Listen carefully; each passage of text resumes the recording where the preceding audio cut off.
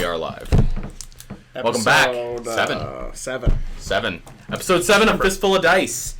We are not Fistful of Booster Box this week. No booster pack. Well, we are opening a booster pack, but that's for tradition. Yeah. But before we do that, Mike, what have you worked on anything this week? Actually, I have 4 Imperial Knights that I'm trying to get done for Black Hills Con. Oh yeah, we can do a night weapon draft. Since all my knights are magnetized, you just draw a number out of a hat and you get that weapon. Mm-hmm. And then is it each person gets 4 knights, or is it 2v2 knights? I was thinking everyone would just get 1, and you just like a 4-player. A 4-player free for all. Okay. That sounds super cool. And so what, you've been working on getting that already? Yeah. I guess that's a good time to mention for those watching, we are going to be at Black Hills Con in June? Yeah, it's June. The 17th through the 20th is when we're going to be there, which is in Rapid City, which is in South Dakota. So that's 2 months away. 2 months away. Yeah, it's a couple months away, but we know we're going to be there. Yep. So if you want to come, we're going to be helping run the 40K tournament that Turbulent is putting on there. And so if you want to come, hang out, play some games, stop by, It's going to be exciting. It's going to be fun. It's going to be a good time. We're both going to be there. Probably no podcast that week. Yeah, probably no podcast June's going to be a real dry week for podcasts, because the weekend after that, probably also not a podcast. Yeah, because Mr. Mike here is getting married. It's the night before my wedding, so probably not. Probably not, but that's okay. We'll figure that out when we get there. We'll maybe do something earlier in the week. Yeah. Me, I actually got a model done. Yeah, he's all painted. I got my Watchmaster done. I'm not going to bother trying to get him up close and focusing there, but I painted my Watchmaster, which is my Warlord for my Death Watch army, and it's the first model I've actually painted in a long time. Yeah. I was actually really happy, and it really made me like, man, I want to paint this whole army now. Death Watch is fun to paint. Yeah, I was... at first I was like, man, it sounds like a lot of work, but actually, like, you're most of the way done if you spray them black. Yeah. You basically have to just do the silver parts and then clean up. You can paint a Death Watch army very fast. Yeah, so... if you do a lot of the converting and kit bashing and stuff, so, like... Your white scar looks like a white scar, and your salamander looks like... Then you can get into a little bit of a situation where, like, oh, I really gotta put time into these. But for your basic... If you're just doing basic veterans, it's so easy. Yeah. All right, but let's crack a pack, since that's what we normally do. This week, Shadows over Innistrad. Classic set. A while ago, I think... Was it actually the first episode that we did Eldritch Moon? Yes. Which is the other The first set. time we cracked a pack was Eldritch Moon. Was Eldritch Moon. And so I really like this block, and so that's why I decided I was going to do the other set. So I'll skip the commons. Okay.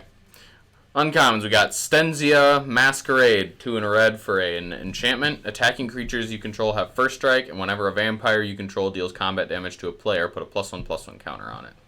And you can madness it for 2 in a red. Seems solid, actually, for like a vampire deck. Yeah, if you're playing vampires. Other than that, I don't think I've ever seen anyone play vampires. Well, it's a good archetype. You can build some really good decks of it. I've never... No one in our meta runs it for our area. But we're also commander focused. So. Yeah. Hope Against Hope. Another enchantment. 2 and a white for an enchantment. Aura, enchant creature. Enchanted creature gets +1/+1 for each creature you controlled. As long as enchanted creature is a human, it has first strike. I actually have a humans deck. This might be a card I could put in there. That's a pretty good card for humans. Human tribal. Pretty decent. Then we got a Reckless Scholar. 2 and a blue for a human wizard, 2/1. And you can tap him to target player draws a card and then discards a card. If you're doing group hug. Yeah. I mean, you can target yourself, but... Seems like a card. And our rare is Devil's Playground. 4 and 2 red for a sorcery. Put 4 1/1 red devil creature tokens onto the battlefield. And they have, when this creature dies, it deals 1 damage to target creature or player. Sir, those are blood letters. You're going to tell me those aren't... Yeah, it's not going to see, but... It's a real dark art, but... Just straight up blood letters. They straight up look like blood letters. And what? Do we have a... we have a flip card. I forget. You get a flip card in every one of these. We have the Village Messenger. It's a 1/1 red haste guy. And at the beginning of each upkeep, if no spells are cast last turn, you transform him. And he transforms into a werewolf with menace. Menace. And then a Vampire Knight token, and the this is the. Seems okay. What are these called? They're like the insert cards for if you have a double-faced card, so you can put them in your deck with sleeves. Yeah. Yep. Real pack. Yeah. That rare was kind of a dud. That rare is a super dud. 6 mana to summon Summon 4 1/1s. Summon 4 devils. Listen, I get 4 1/1s just by going around the board. So, and Coma gets 4 3/3s by going around the board. So. All right. But now that Cracker Pack is over, Mike, what are we talking about today? We're talking about gatekeeping in the hobby. Gatekeeping in the hobby, and this is not just Warhammer, but just the hobby, just the hobby of gaming in general, or even just things in general. I'm sure this goes a lot of hobbies. Probably. But we're of course a gaming channel, so so our comments will probably pertain mostly to any sort of gaming. But before we get to that, the reason we're talking about an actual topic and not per se Warhammer or Magic stuff, there's just nothing right now. Yeah, we're kind of in a lull. Obviously, we did a lot of the Strixhaven stuff, and well, we opened a couple boxes, and that's pretty much done. The set's out. Yeah, the set's out. Set's out. We really don't. Cards. I haven't seen the cards. Yep. We don't really have much else to say about Strixhaven. Nope. The next Magic thing that's coming out is Modern Horizons 2. Is that the next set? Which Commander Horizons 2? Yep. There's collector boxes for it. They're going to be like $300. So that's fun. Better be getting 100 million cards. No, it's the same 12 packs. Shouldn't have said that when Mike's drinking. Yeah, it's the same 12 packs. So what makes it better? What makes it worth the... It's a Modern Horizons. Oh, so the word modern is what makes it... Yeah, yep. Modern players are a different breed, man. Foil. I don't care. There's foil cards. There's foil cards in regular packs. Nope. No more. No more. No longer. No more foils. No longer. They don't exist. No longer. No longer will you get a shiny in. But, moving on. Modern Horizons will be the next Magic thing that comes out. I think it comes out, is it May? May or June? It's gonna be May. Yeah, something. It comes out soonish. We'll talk about it when it gets closer to a drop a month. That's usually what you get. Mm-hmm. And next week is Warhammer Fest, so... Next week, I'm sure we'll have a lot to talk about. And GW's in a big holding pattern because of Warhammer Fest, so it's not like we have new releases to be like, ooh... And they've been teasing a few models here and there. Yeah, every Monday they usually reveal a model. Yeah, a new model Monday. But it's a little late to go over a Drukhari Codex. It's been out for a while. Yeah. They're doing real well in the tournament scene. It doesn't surprise me. Because they're real strong. Yeah, that doesn't surprise me at all. They did tease that there's going to be a lot of orc stuff. Yeah, well, I just expect GW to say, "Oh, guys, there's orc stuff," and then it's a Gene Stealer Codex. So that's really what I expect. That's really what it is. If you squint really hard, they almost look like orcs. Wait, is that a green Gene Stealer? That's what I have. The Beast Snaggers are actually Gene Stealer cults. Yeah, I wouldn't be surprised. So I'm sure next week we'll have a lot to talk about. Yeah. This week, probably going to be another 30-ish minute 5-minute. We'll go until we think we've thoroughly covered the topic. Gatekeeping in the hobby. Why is it bad? Why does it happen? What are some examples of gatekeeping? Yeah. I think, so let's start with why is it bad, then. Well, I think that's So, the reason for me that I think gatekeeping is super bad for your hobby, no matter what your hobby is, but gaming basis, it's keeping a new player out. That's keeping fresh blood coming in. It's keeping fresh blood, you're gonna mow down new players, but I mean it's keeping your meta stagnant. Yeah, it keeps so it keeps new people from coming in, which is really important, especially if you want something to stay alive, because even if you have your group of 10 people that play Warhammer or Magic or whatever, someone moves away. Someone moves away. Eventually, your group will get whittled down. It's important that you always have a couple new people coming in every once in a while just to keep that alive. And even if it's someone that you know from a different hobby, say coming from 40K to Magic, and this person's like, oh, now I want to get into Magic, but you don't really care for that person, But the reason you let them in, even if you don't care about them, it's that fresh blood aspect, but also not so much them, but their friend might go, oh, now I want to play Magic, and now you're playing games with another new person, and then new people is always better. New people bring more new people. Not only is it good for you if you want to, say, get better as a player, more opponents is always better. Yep. But it's also just it's good for the hobby in general, because obviously, GW they're making a killing right now, but they do need new people to keep coming into it for them to keep making as much money as they're making. So, and without those new people, we don't get all the awesome models and releases and cool stuff that everyone else gets. Or that we get. And for me, what is gatekeeping? Deliberately, just kind of crapping on someone. Yeah. I think for a lot of people, it might not even be a deliberate thing. I think some people, it's just let's look at Davis's model here. Instead of giving it constructive criticism, saying, oh, I think, this highlight could have been done differently or something. I'm just that looks like garbage. You're not giving that constructive criticism. Now Davis doesn't want to paint any models ever again. That's exactly it.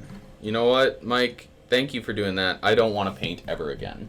And that's a big issue, because that's gatekeeping that part of the hobby. Because now you're I'm not going to... Why would I waste my time? I spent all this time on this model, and I'm very proud of it. Mm-hmm. And in 2 seconds, you just dumpstered it.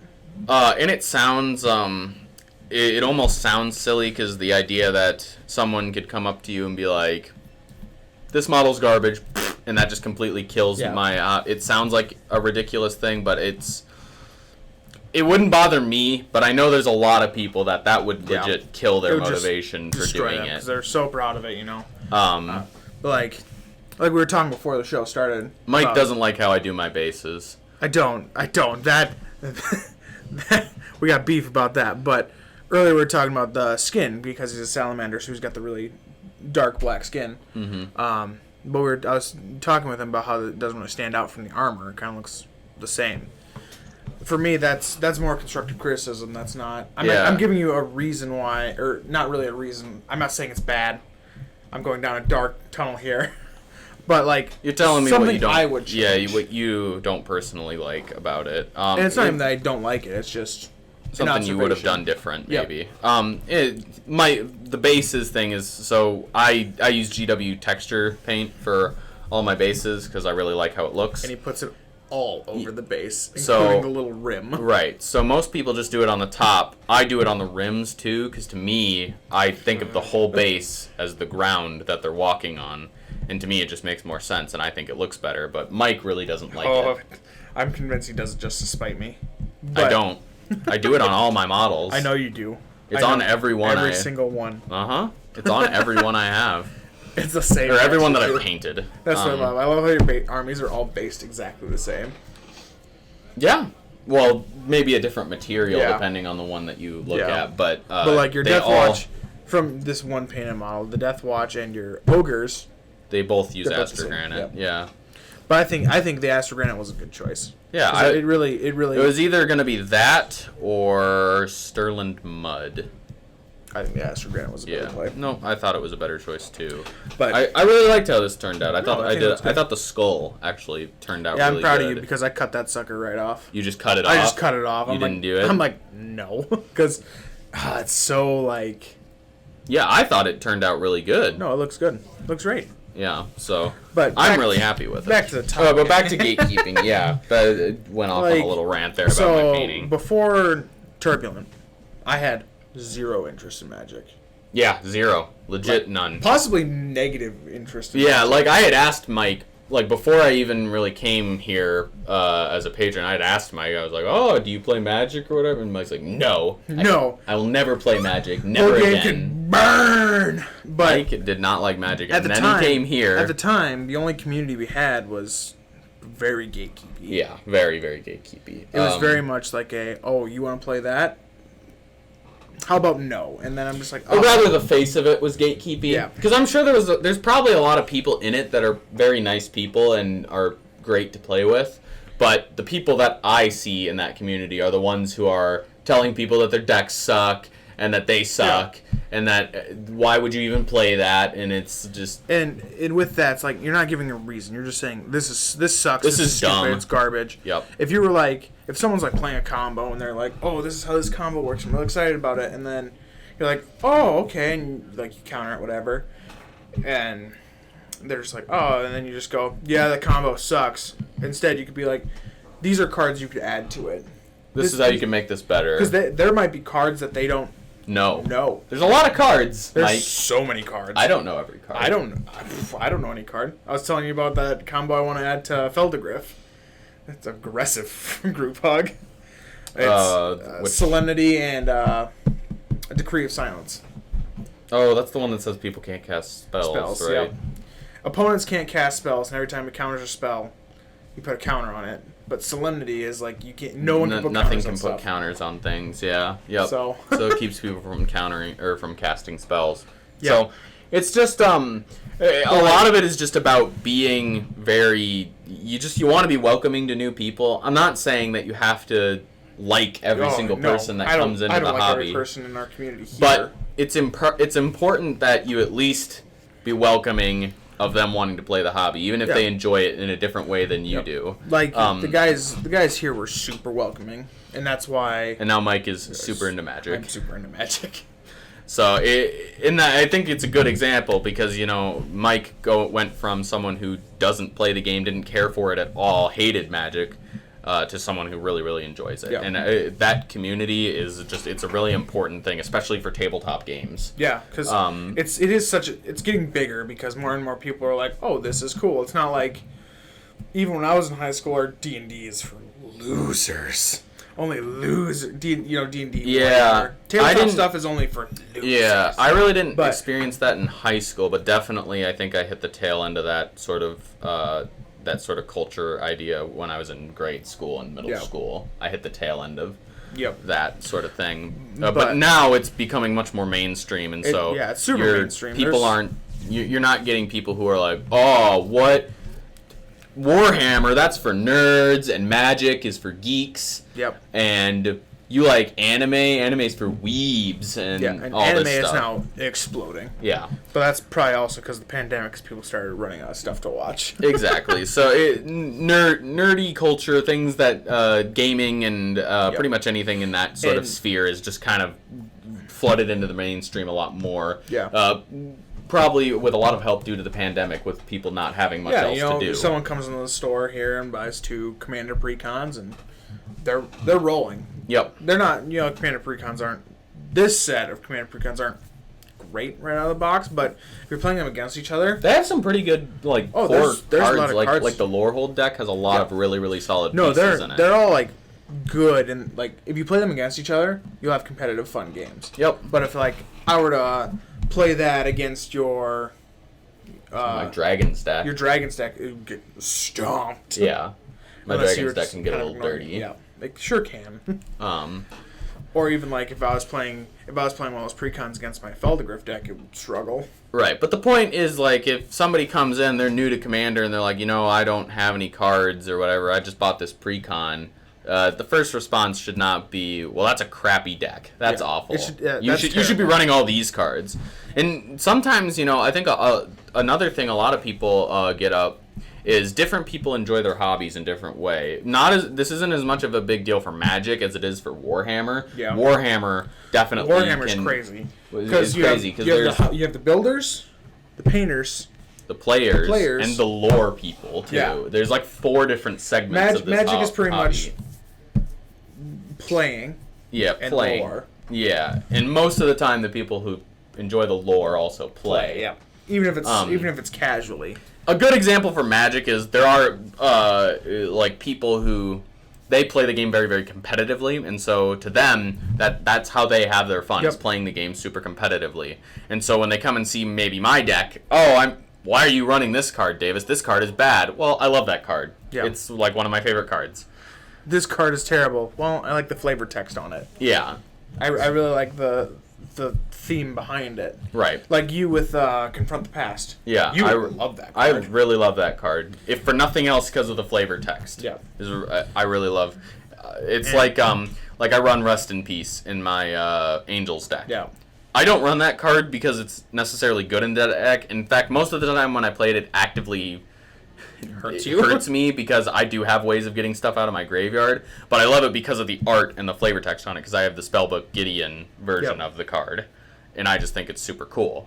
Yeah. So, but for Warhammer, which I think is really the main hobby that this area of people enjoying it differently is really where you can showcase that is.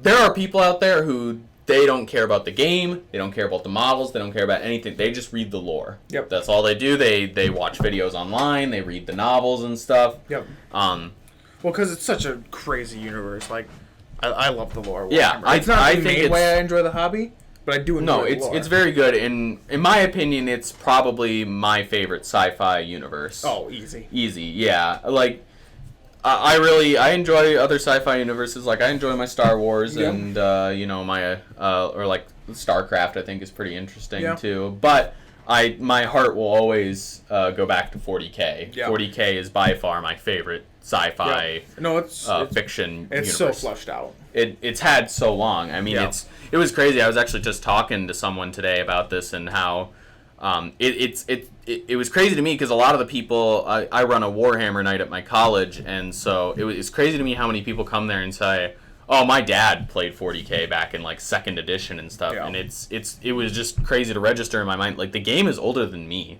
Yep, it's older than me. Yeah, and it's older than me by like quite a bit, by like 20 years. Yeah.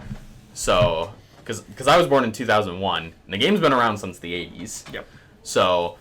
It's crazy that it's a generational thing at this point, and so there's lots of people who enjoy the hobby lots of different ways. So like, while there's also the people who love the lore, there's people who don't play the game; they just like to paint the models. Yep. You know, they're lately, Lately, I've been buying models just to paint them. And I actually really enjoyed it. Yeah, it's like, I don't care about the game; I just really enjoy painting models. Well, there's people who don't even enjoy painting. They just like putting them together and putting it on a shelf. Yep. And then there's people who are more like me. Like, I will say I've really enjoyed painting this model. And I definitely am hyped to do a little bit more of it in the future, try and get the whole army painted. But up until then, I would call myself almost exclusively a player. Yeah. I built the models for the purpose of playing the game. Yeah. And you weren't just putting bases on the...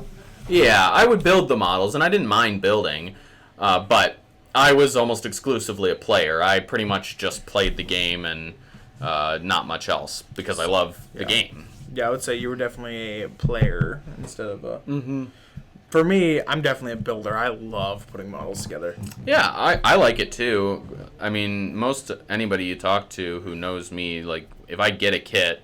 Most of the time, it's put together within a day or two of me getting it. I don't have a lot of unbuilt models. No, I definitely have a pile of shame. It's just not unbuilt pile of shame. It's not just boxes of units stacked up and unbuilt. We got a couple of those in the community.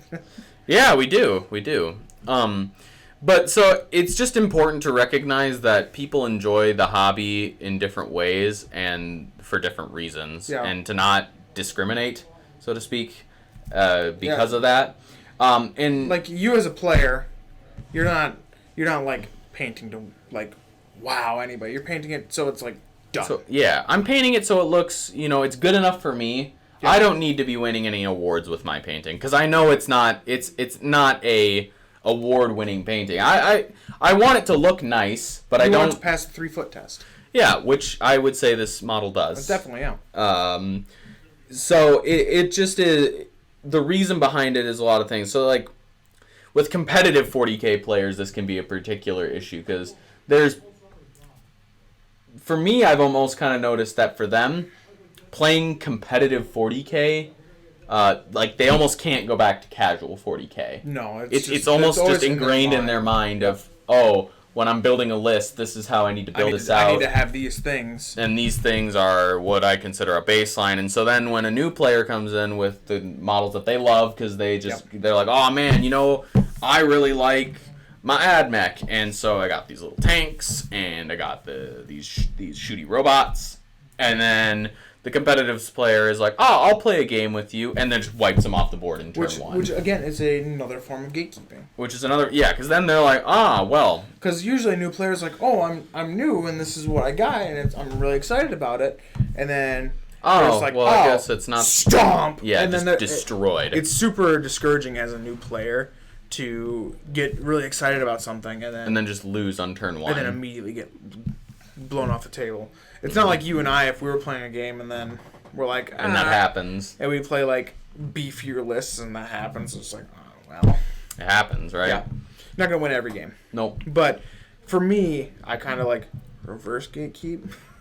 Like, if someone's like, oh, I'm a new player, I bring the most garbage units. I'm just like, oh, wow, and then because you feel good when you I usually take it as an opportunity to play with units that I normally wouldn't play with, or things that just aren't very good in most of my games. So, like, if there's a unit that I really like, I'll try to bring it in those games. Yeah. I'm trying to think of a good example. Drop pods. Drop pods. I don't love drop pods, but... Or, like, Reavers. Like, I have Reavers for my Space Marines. They're okay. They have some uses. Yeah, Reavers are okay. That's just it. They're just okay. There's better elite options. Yeah, like, and so... But if I was playing against a new player, sure, I'll take some Reavers. Yeah. They're cool. They got knives and guns, and they have some cool abilities that they can use. Right. They're a fun little unit. But even in Magic, that can be kind of a gate. If someone's like shows up to Friday Night Magic and everyone's playing Commander and they're like, hey, I just picked up this precon and I'd like to learn how to play, and you're like, and I'm like, and Davis is like dragons, and I'm like Bergie, and we just stomp this. And the game's over on turn 5, like because like I said, if we're playing beef lit or beef decks, right? I'm over here, turn 5. All right, I swing at you for 40 damage, and he looks down at his 5 planes and like. Yeah, okay. Yeah. And it makes for a feels bad, and then they just are like well, guess I don't have to play this game ever again. Yeah. Which is not good. That's why I have, like... No, it's... Granted, you losing one player isn't going to kill the hobby, but obviously if everybody's play group is doing it like that, then that can keep a lot of people out. And it gets back to the... So, yeah, you got this player out, but now his friend, or his 2-3 friends that... were there with him. They were maybe thinking about it. I heard that. I heard that John. I heard he got into Magic. Oh, what's that all about? Guys, Magic's stupid. I went to the game store and played it. They just completely killed me. It was dumb. Don't play that game. They told me my deck was bad and I had to spend $80 on cards, even though I just bought this $40 precon. You know, that's why I play decks like my Feldegriff. You know, it's fun. Everyone's having a good time. Everyone's drawing cards and everyone's playing and having a good time. I'm not like... someone doesn't show up with a precon, they're like, oh yeah, I'm here to play, and I'm just like, I better play the strongest deck I have, because I might lose to this new player. Yeah. I'm usually... Like, if they show up with a precon, I actually bought all of the Ikoria precons. Oh, sure. So I always have decks that are like that. Like, I've added a couple cards to them, but usually they're just cards that I really like. With a lot of precons, it's like 10 cards I swap out. Mm-hmm. So, like... One of the precons that I actually really enjoy playing is the Jarina Kudrow precon. Oh, sure. Which is the humans tribal deck. I really like playing that deck. And so if there's people who are bringing some more lower powered decks to the table, I'll get that out and play with that, because I'm like, oh, I really like this deck, and it's not super super powerful. Yeah, that's like with Lathril. I have Lathril. I mean, now it has Allosaurus Shepherd in it, but right. And like right now I'm building an Eldrazi deck that's going to be super super cracked, but it's... Yeah, don't you ever play that. See, I haven't even built it. Mike's sort of like, never play it. Ever. Never. It'll just sit in a threatening box. It's banned. Banned! But actually, you played it on Tabletop Sim. Yeah, it's lost to Bergie. Yeah, it did lose. Even having 10 man on turn 2, still lost to Bergie. Still lost to Bergie. Maybe that's something we'll do when you build that deck. We'll have a 1v1 commander game. And see if I can race Bergie to the finish. Race Bergie. Because Bergie only needs to go to turn 5. Did you know that they reprinted Grinning Ignis in Strixhaven? Oh, in Strixhaven? Yeah. Does it have different art? Yeah, I think so. I noticed this because I was watching a box opening, like, yesterday.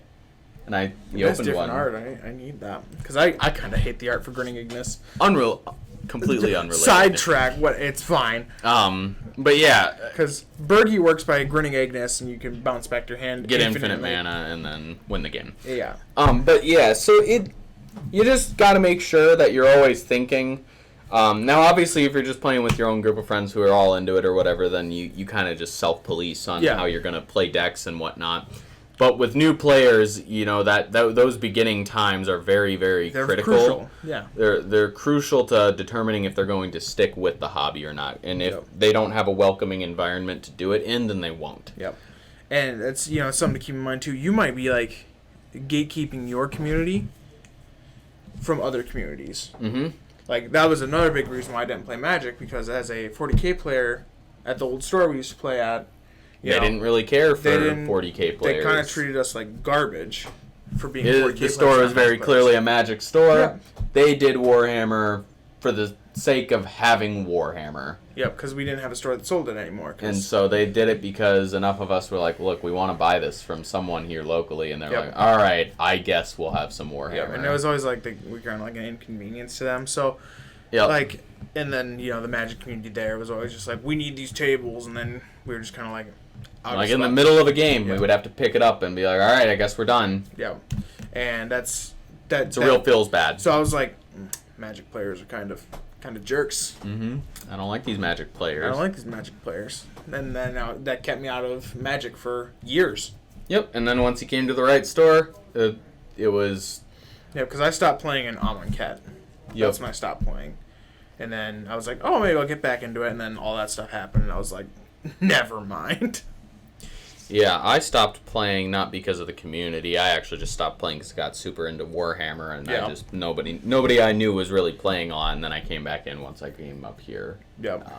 People were playing Commander a lot, and I was like, heck yeah, love Magic. Because Commander's the best format. It's true. Some may disagree. I won't. Maybe Legacy. Legacy's pretty fun. No. No. Legacy, you can just play whatever card you want. No. Can't play Channel. That's true. You can't play Channel anywhere. Yep, that's why they printed it. Yeah. In Strixhaven. That's why they printed it as a Mythic. Because you can't play it anywhere. Yep. That's how rare it is. That's why I pulled 3 of them. Oh. Nothing's more infuriating than shuffling through, seeing that orange, and you're just like, ooh, baby! Channel.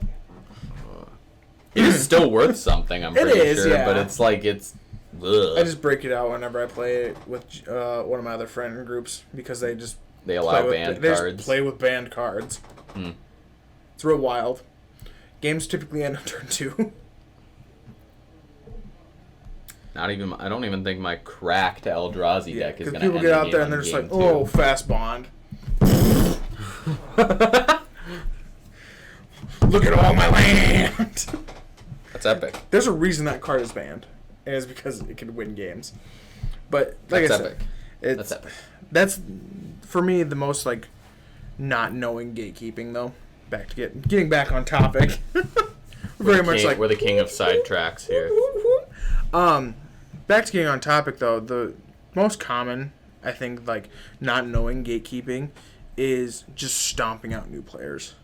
Because I know because it's so easy to just go with what you consider, just to sort of be like, all right, I'll just play the same deck I've always been playing. Yeah. And, the rest of your group gets decks that are about as strong. But me, I sit down with my Dragons deck against a new player. I'm like, all right, cool, got this hand. All right, and play all this, 2020 Dragon on turn 3 and kill. Yeah, And they're like, dude, I've literally played, a ramp spell. They're like, I have played a forest. And they've already lost, and they're just like... Meanwhile, I'm over here, forests are bad. And there's some people in some communities that they think that's fun to just stomp new players. Super toxic, by the way. Oh, awful. When I started in 40... It's not helpful. Don't do it. Stop. Please. Don't just stomp the new players. How would you like it if you were new to a game and Mike just came over you and smacked you in the head with a hammer? Yeah. Wouldn't like it very much. When I started 40K, I started with Deathwatch. Deathwatch is my first love. I bought in with the Death Mask box. Death Mask. Which is what? Harlequins versus Death Watch? Harlequins versus Death Watch. You got 5 Jump Pack Marines. You got 10 regular Marines, a Dreadnought, and 5 Terminators, I think. Did you get a Watchmaster? Nope. You gotta buy him separately. Oh, and Watch Captain Artemis. That was your HQ. Oh, okay. That was your HQ. Watch Captain. Yep. I actually repainted my Watch Captain Artemis. Mm-hmm. I didn't repaint him. I bought another one. I bought another one to repaint it. I don't actually own. Yeah, they made it real tough to not get that guy because I had to buy the blister of him. Yeah. Well. Which our local GW doesn't keep in. So yeah, because he's not good. That being said, next edition they'll make him absolutely cracked.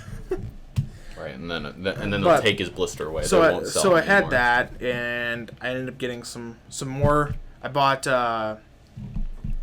which box was it? Betrayal at Calth. Isn't that that's a Horus Heresy? It's a Horus Heresy one, but I turned them all into Death Watch Marines. Oh, okay. Because now all of a sudden I have 40 Marines.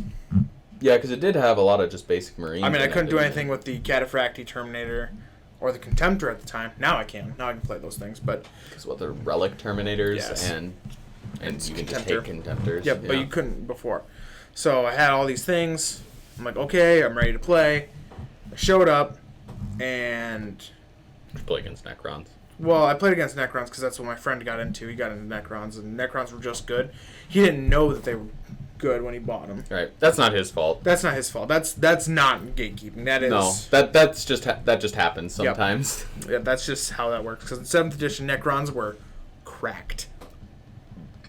Very good. Very good. They're very good right now. Yeah, they are very good right now. Really good. But I went to one of the stores that's not open anymore, Badlands. Yeah. And I'm got my Death Watch, I'm ready to play, and I got table turn 1. I didn't even get to roll a single attack dice.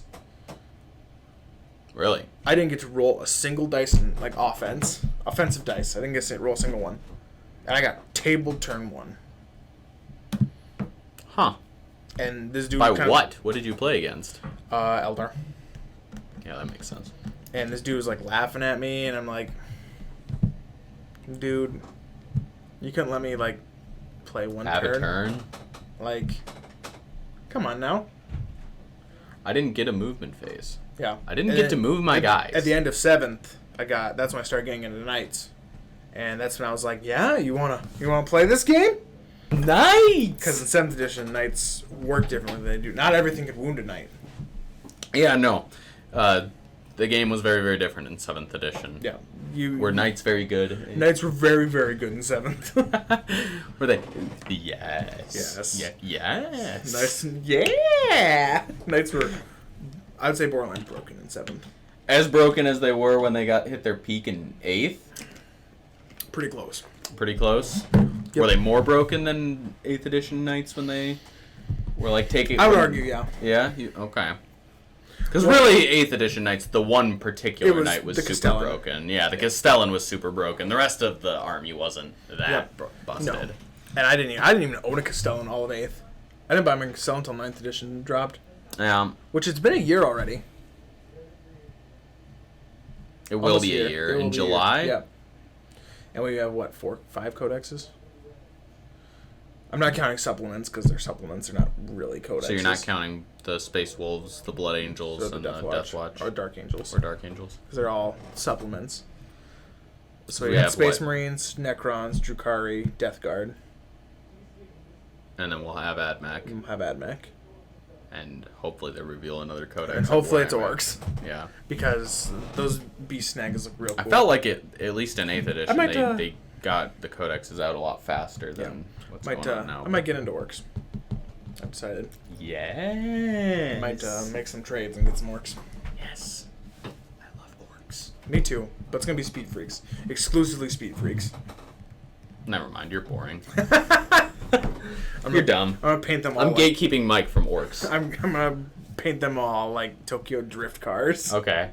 That sounds like a fun list, if nothing else. I don't know how. It's not how I would play Orcs, but if you enjoy it, man, then... Yeah, it's one of those lists. That's one of those lists you play against new players. Because it's not going to be great. Nope. Most of the Orc vehicles, unless they change them a lot with the new codex, very bad. Garbage. Yeah. But... I have a Rucka Truck Squig Buggy. The thing is terrible. That thing is awful. but I love it. If nothing else for the name alone, the Rucka Truck Squig Buggy. Yeah. Best unit. Yeah, but, you know... Or the Stompa. Stompy's pretty cool, but like, you love that model, so I'm never like, Davis, this model is shit.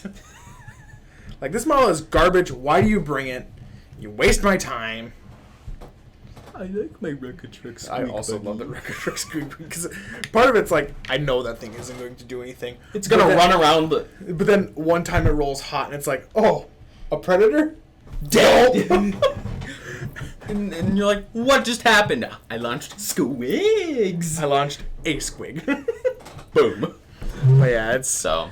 Gatekeeping, I think, is actually like a super serious issue in our hobby. It's not... Yeah, we're pretty lighthearted in this video, but it's a legitimate issue because there's... it's not uncommon for me to hear from people, oh, I went down to this game store and the community was real bad and I didn't have a good time and I went to play in this tournament because people were telling me it was going to be a friendly thing, and in the first round the guy tabled me on turn 1. Yeah. And I didn't have any fun. Yeah, exactly. Now granted, like in a tournament people are playing to win, but still... Yep. It depends on your attitude during the whole thing, too. Because definitely there are people here whose attitude is not good. Yeah. Not here specifically. And I think I think the issue, too, is like many of the people who do the gatekeeping don't even necessarily know that they're doing it. Because I know one person in particular, I'm not going to name any names, but one person in particular in our community, I think he would probably think of himself as someone who's like a good... person for new players to play, but I would say he's very, very gatekeepy. And so my point there being is that if you talk to him before playing a game with him, he seems like a great dude. He seems like someone who would be... And he's not a bad dude. This is not me saying he's a bad person or anything. He's a good dude. He's just... When he gets... It goes from happy to see you in the hobby and welcoming once the game's on. It's murder everything time. Yeah. I think I know who you're talking about. And it's like a light switch. It goes from very welcoming and happy to see new players to I'm gonna wipe you off the smash. Yeah, to smash. And so I think to him he enjoys the game competitively, and to him anybody who's not playing a competitive list isn't enjoying the game the way that he wants to enjoy it, I guess. Sometimes he lures you in. He's like, let's play a fun game.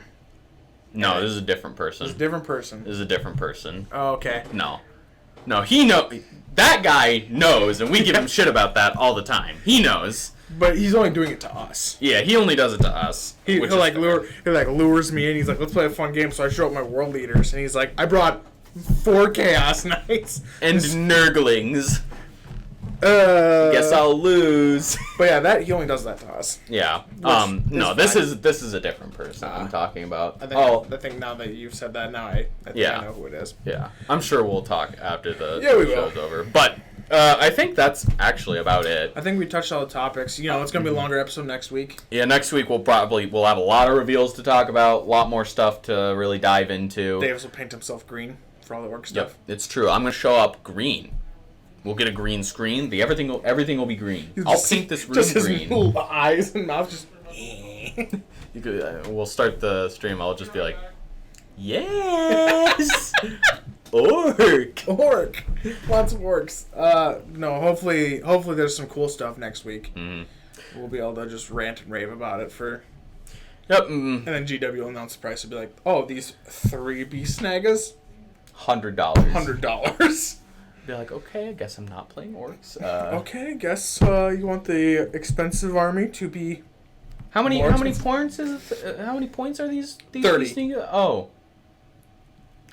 For the whole unit, they're 10 points apiece. You can run them in a max squad. You can run them in a max squad of 24. Of 24, yeah. No, of 30. Of 30, yeah. You have to buy 10 boxes. And the meta is 3 units of 30 of them.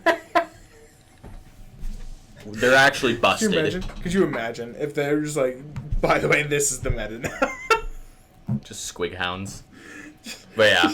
Once again, thank you to Turbulent Games for giving us the space to record in and for doing, taking care of all of our gaming needs here.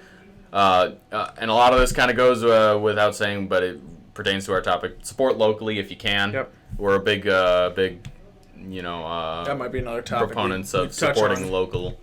And so we try to support Turbulent in our local game stores whenever we can. It's where we buy all of our crack packs from. It's where we buy all of our this pack of Shadows Innistrad, I bought it from Turbulent over at the counter before we came in here to stream. Right over there. Right over there. I don't know why I use this hand when I could just... Yeah, it's over that way. But yeah, I think that's about it. You guys have a great night wherever you are in the world, and, just keep on keeping on. Hopefully, it sounds like a lot of the COVID stuff is sort of coming to a close. People are getting vaccinated. We're all... Gonna be able to play we're going to a con, so that's exciting. That's not something that's been able to happen for quite a while, so we're looking forward to it. Maybe that's to play podcast from the con. That could be interesting. We'll see. No promises. No promises, but we'll see. But yeah, you guys all have a great night, and take care.